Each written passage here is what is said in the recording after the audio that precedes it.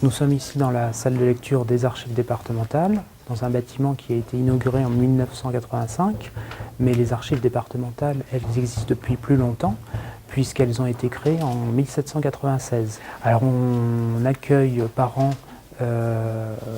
environ 2000 lecteurs en salle de lecture.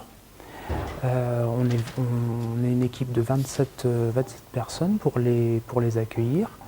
Actuellement, on dispose de 6000 m² et on disposera à l'issue des travaux d'environ 10 000 m². Alors, la nature majeure de ces travaux, c'est l'extension des magasins de stockage des archives départementales. Les archives départementales ont actuellement environ 20 km de linéaire d'archives. Elles arrivent à saturation et par le biais de ces deux constructions, nous augmenterons la capacité de stockage de 17 km. Alors tout d'abord, les grandes phases de ce chantier qui concernent, comme je l'ai dit tout à l'heure, la construction de 2 ailes supplémentaires pour abriter 17 km, mais aussi la rénovation des locaux existants.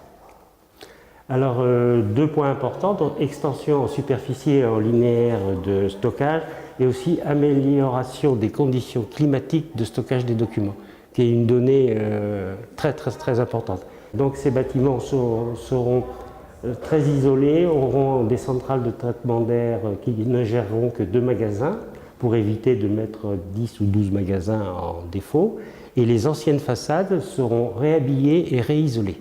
Donc la façade principale qui donne sur le hall entrée sera habillée comme sur la planche là, de résine. Et les façades arrière seront habillées avec des bacs d'aluminium qui auront la même couleur que la résine. L'intérêt, déjà il y a un intérêt esthétique de rajeunir quand même ces façades, et aussi à l'arrière il y aura une isolation très conséquente, aussi bien sur les parties anciennes que sur les parties neuves. Donc l'existant ou le neuf, l'isolation et un habillage de façade.